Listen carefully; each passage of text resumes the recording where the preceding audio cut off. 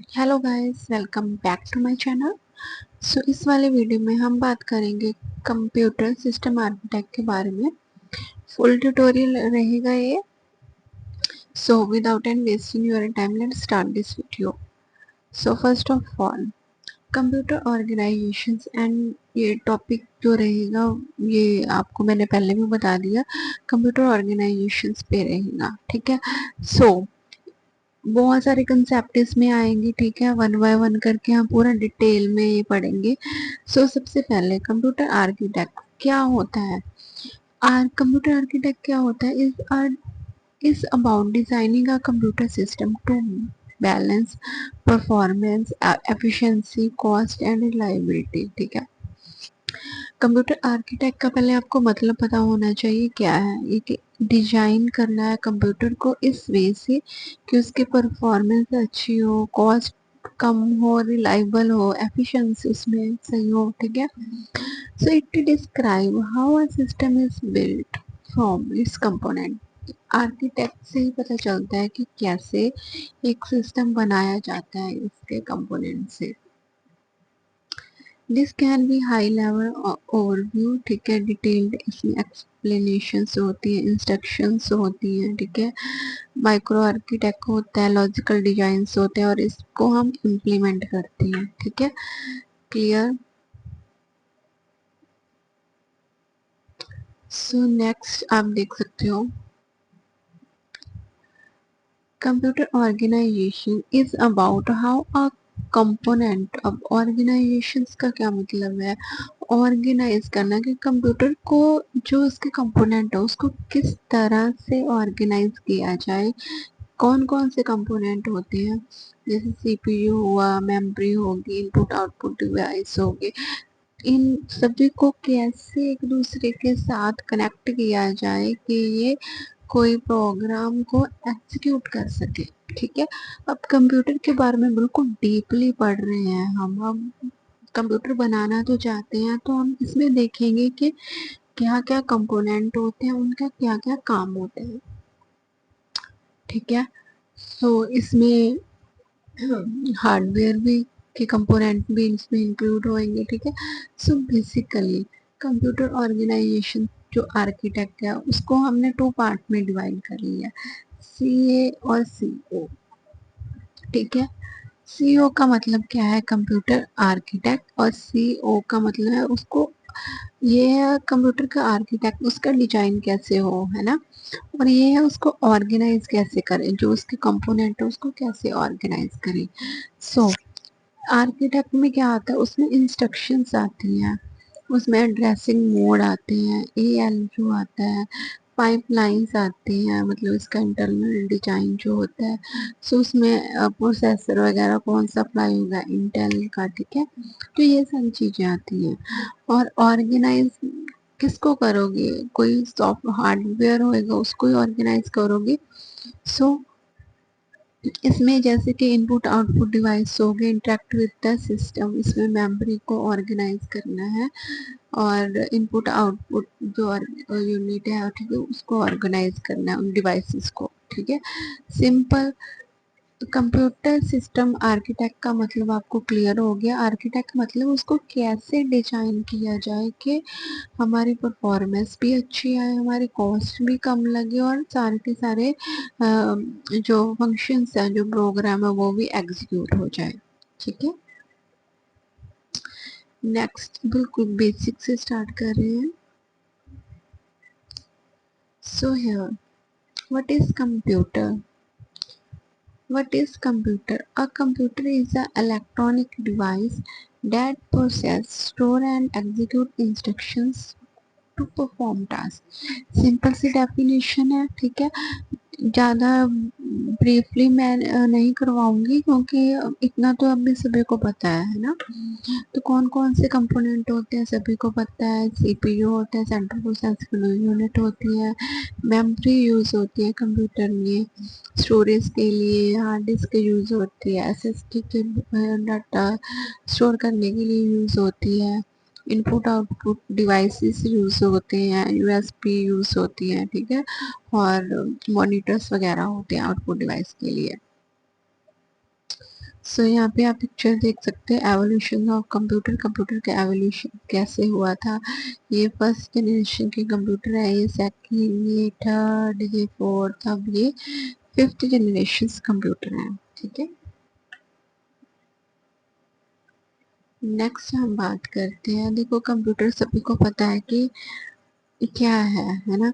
Computer की सिर्फ एक ही लैंग्वेज है, डेट इज बाइनरी लैंग्वेज, जो जीरो और वन की फॉर्म में होती है। अगर जीरो होएगा डेट मीन्स ऑफ, और वन होएगा डेट मीन्स उसका मतलब वन है। ठीक है,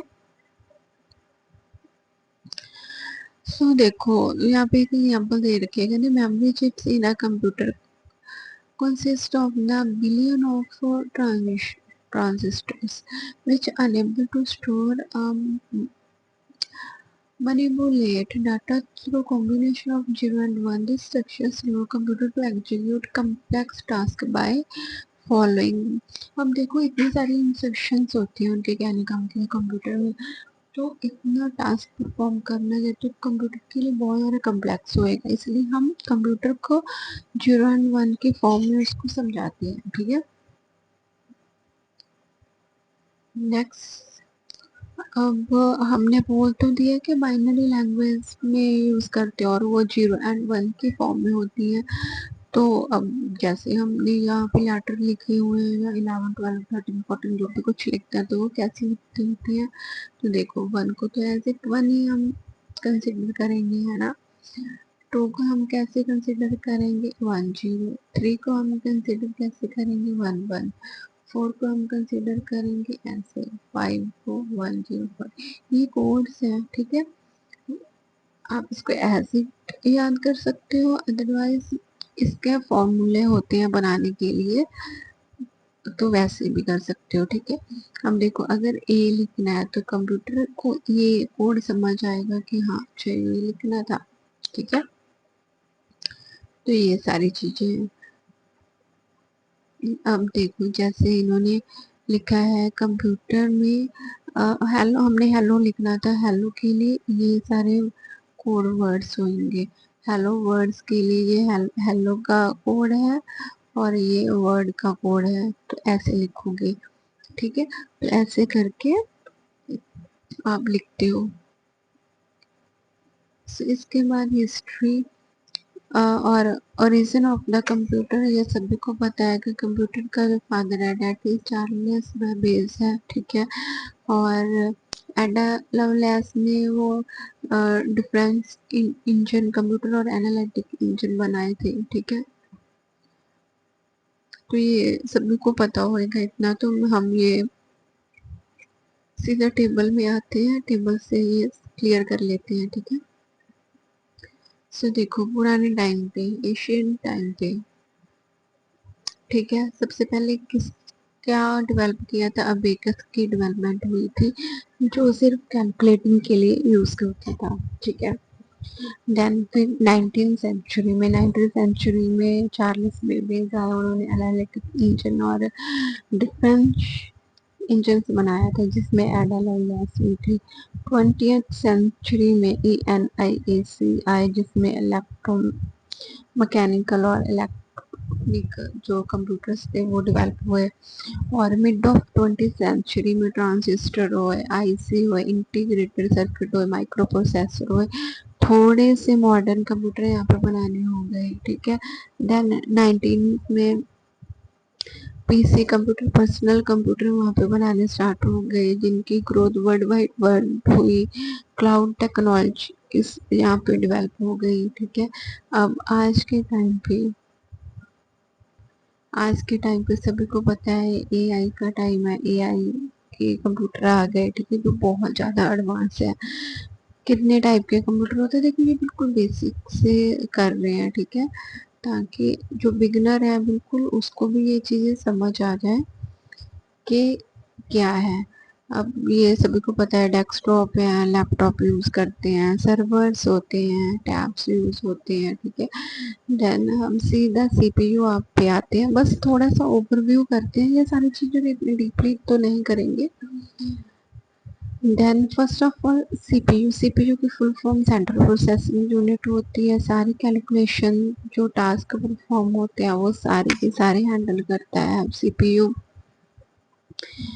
प्रोसेस करता है इनपुट डाटा जो होता है उसको transform it into the useful information के लिए अब है। अब देखो ये तो सीपीयू का अकेले का काम था जिसको हम ब्रेन भी बोलते हैं, स्पेसिफिक वर्ड यूज होता है ब्रेन, ठीक है।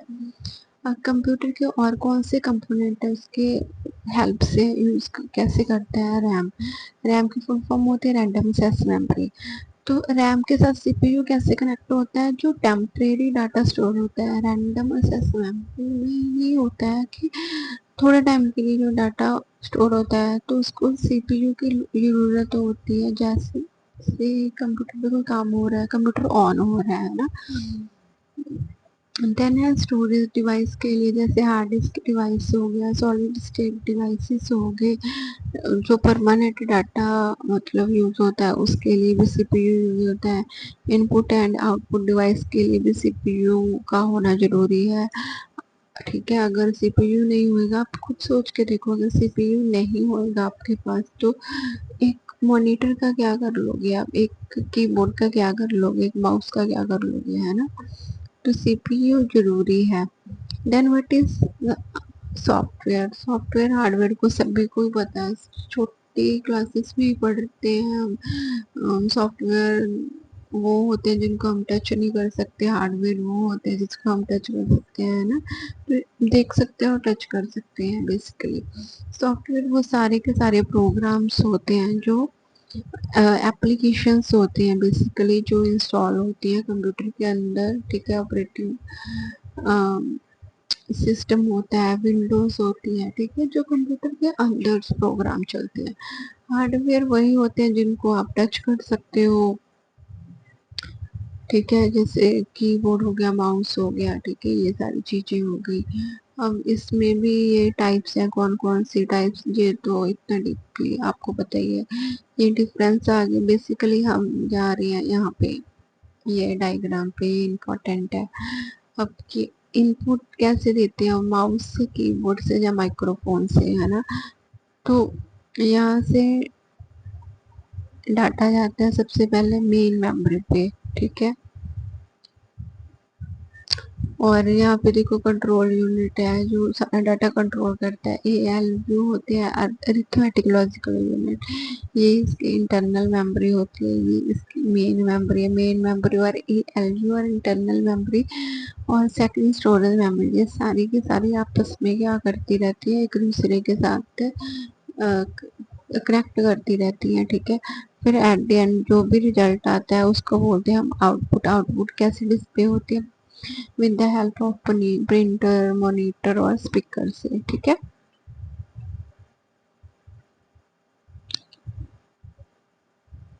इसके अलावा जैसे कि यहाँ पे सीपीयू यूज होता है, मदरबोर्ड क्या होता है, एक सर्किट बोर्ड होता है जो अलाउ करता है communications between all the component, ठीक है। रैम होती है random access memory, temporary storage के लिए यूज होती है। डाटा कहाँ पे स्टोर करते हो, जो पिक्चर्स वगैरह म्यूजिक स्टोर करते हो वो, ठीक है, हार्ड डिस्क में स्टोर करते हैं। इनपुट एंड आउटपुट डिवाइस का तो मैंने आपको पहले ही बता दिया। यहाँ पे कंप्यूटर्स आ गए, ठीक है, सभी को पता है। पहले माइक्रो कंप्यूटर, फिर mini computer, mainframe computer and super computer थे। Then type of computers, personal computer, है ना, मेन फ्रेम, ये सारे वही कंप्यूटर हैं। Type of the computer based on the functionality. Analogues computer आ गए, डिजिटल कंप्यूटर आ गए, हाइब्रिड जिसमें दोनों ही होते हैं। फीचर्स ऑफ कंप्यूटर, प्रोसेसर होता है, ऑपरेटिंग सिस्टम होता है, नेटवर्किंग होता है, ग्राफिकल कार्ड्स होते हैं, हम कनेक्टिविटी करने लगे, USB, वाईफाई, ब्लूटूथ, ये सारी चीज़ें। एडवांटेज और डिसएडवांटेज आपको सभी को ही पता है ना। तो ये सारी चीज़ें, आई होप आपको इतना सब क्लियर हो गया होगा, है ना।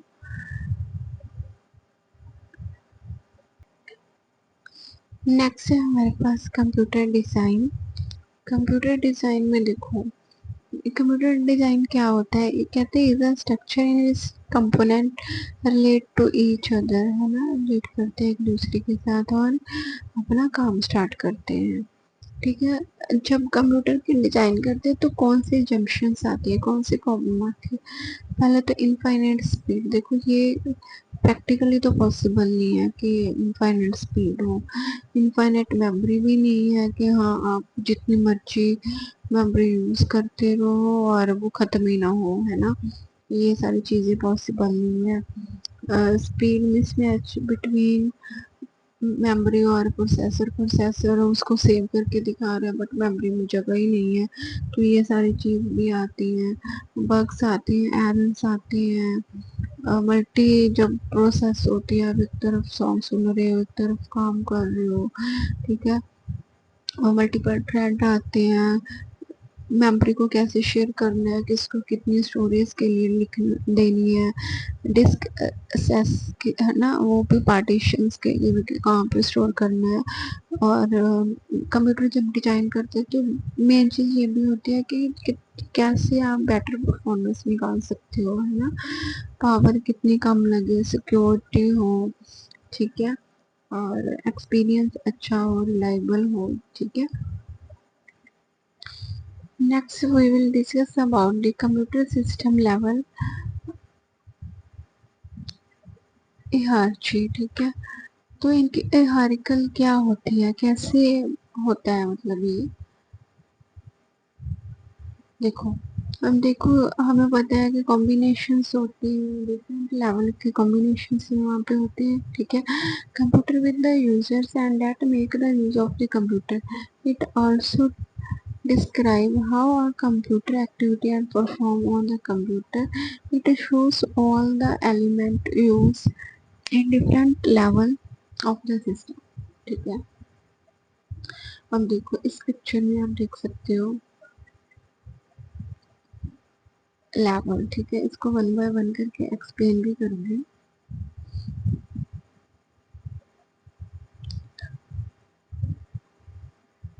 यहाँ पे सबसे जीरो लेवल पे क्या होते हैं, डिजिटल लॉजिक, जो मैंने पिछली वीडियो में आपको सारे करवा रखे हैं, जिसमें सर्किट होते हैं, गेट्स होते हैं, लॉजिकल गेट्स होते हैं, है ना। फिर लेवल वन पे आते हैं कंट्रोल, जिसमें माइक्रो कोड्स होते हैं। लेवल टू पे मशीन्स होती हैं जिसपे हम इंस्ट्रक्शन सेट करते हैं। देन सिस्टम सॉफ्टवेयर, जैसे कि ऑपरेटिंग सिस्टम हो गया। फिर इसके बाद असेंबली लैंग्वेज होगी, उसका कोड बनाने, है ना। इसके बाद हाई लेवल लैंग्वेज होगी जैसे सी प्लस प्लस एंड जावा। इसके बाद लास्ट पे क्या आता है, यूजर जो प्रोग्राम को क्या करता है, एग्जीक्यूट करता है, ठीक है। ये बिल्कुल जो कंप्यूटर की फॉर्मेशंस होती है, ठीक है, वो सारी चीज़ें पहले लॉजिकल गेट्स पे काम होता है, फिर उसके कंट्रोल पे, फिर मशीन्स में वो इंस्ट्रक्शन सेट होती हैं, फिर उसका जो सिस्टम सॉफ्टवेयर होता है वो यूज़ होते हैं, फिर असेंबली लैंग्वेज यूज़ होती है, फिर हाई लेवल लैंग्वेज होती है, देन यूज़र जो है उस प्रोग्राम को एग्जीक्यूट करता है, ठीक है। सो यहाँ पे बिल्कुल डीपली आपको क्लियर करवा देती हूँ, सेम वही चीज़ है। देखो जीरो लेवल पे क्या होता है, जीरो लेवल पे क्या होता है, बिल्कुल डिजिटल लॉजिकल यूज करते हैं हम। किस लिए यूज करते हैं, provide a fundamental understanding how circuit and hardware communicate.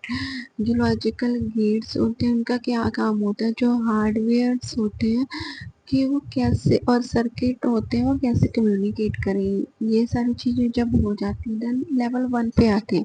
Level one का मतलब क्या है, कंट्रोल करना है, ये सारी चीज़ें कंट्रोल करना सीखती हैं, ठीक है। कंट्रोल कैसे करते हैं, माइक्रो कोड वहाँ पे यूज़ होते हैं।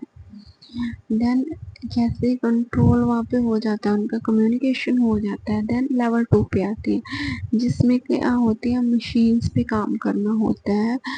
हम सेट ऑफ इंस्ट्रक्शंस प्रोवाइड करते हैं कि कैसे ये काम करेगा। जब मशीन का काम हो जाता है देन हम सॉफ्टवेयर पे काम करते हैं कि हम क्या यूज़ करेंगे, ऑपरेटिंग सिस्टम कौन सा यूज़ करेंगे, विंडो कौन सी यूज़ करेंगे। विंडो होने के बाद हम देखेंगे कि असेंबली लैंग्वेज देखेंगे, ठीक है।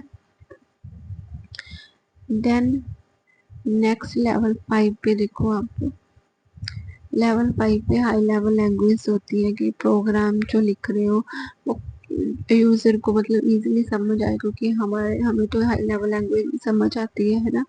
देन 6 पे लास्ट पे एट द एंड क्या है, जो यूजर होता है वो प्रोग्राम को एग्जीक्यूट कर लेता है। ठीक है, तो ये सारी चीजें। देन यहाँ पे है उसके मतलब अलग अलग लेवल्स होते हैं, जैसे कि हार्डवेयर लेवल होता है जिसमें सारे के सारे फिजिकल कंपोनेंट आ जाते हैं। फायरवायर लेवल होते हैं जिसमें वो वाले सॉफ्टवेयर इंक्लूड हो जाते हैं जो नॉन वॉलेटाइल्स मेमोरी होती है, जिनमें वायस हो गया है ना, ये सारी चीजें यहाँ पे कंट्रोल होती हैं। बूटअप सिस्टम हो गया। फिर देन ऑपरेटिंग सिस्टम का भी एक अपना लेवल होता है, एप्लीकेशंस का भी अपना लेवल होता है। ठीक है, तो ये सारी चीजें हैं। आई होप सो आपको ये सारी चीजें समझ आ रही हैं। फीचर्स आपको पता ही है और एडवांटेज डिसएडवांटेज का। देन नेक्स्ट है difference between the assembly language and high level language. Assembly language में देखो कोड यूज होते हैं, न्यूमेरिकल कोड्स यूज होते हैं। ठीक है, जिसमें अल्फा न्यूमेरिकल एंड मतलब instead of the numerical codes ये सारी इंस्ट्रक्शंस यूज होती हैं। ठीक है, जैसे कि ये एग्जाम्पल्स दे रखी है, ये सारी लैंग्वेज यूज होती हैं। बट इसमें क्या है, ये थोड़ा डिफिकल्ट है क्योंकि ऐसे कोड को याद रखना। ठीक है, बट हाई लेवल लैंग्वेज क्या होती है, मतलब इंग्लिश वर्ड ही इसमें होता है। ठीक है, इसमें क्या होता है, इंग्लिश वर्ड ही होता है जो हम मतलब इजीली समझ लेते हैं as compare to assembly language. ठीक है, सो बस यहाँ पे हम क्यों डिफरेंस यहाँ पे कर लेते हैं। ठीक है, इसको कन्वर्ट करने की ज़रूरत पड़ती है, मतलब इंटरप्रेट करने की ज़रूरत पड़ती है। इसके लिए भी कंपाइलर है, इसके लिए असेंबलर यूज़ होता है, इसके लिए कंपाइलर या इंटरप्रेटर यूज़ होता है। ठीक है, मशीन लेवल लैंग्वेज है तो वही कन्वर्ट है हाई लेवल लैंग्वेज, इसको भी ऐसे मतलब असेंबली लेवल लैंग्वेज से मशीन लेवल लैंग्वेज में कन्वर्ट कर सकते हैं। ये डिपेंडेंट है, ये इंडिपेंडेंट है। इसमें न्यूमेरिक कोड यूज होते हैं, इसमें इंग्लिश के वर्ड यूज होते हैं। लोअर लेवल है बट ये लोअर लेवल लैंग्वेज को नहीं सपोर्ट करती। ये क्या होता है, इट इज इजी ऐसा हार्डवेयर कंपोनेंट, बस इसको थोड़ा सा डिफिकल्ट होता है असेस करने के लिए कंपोनेंट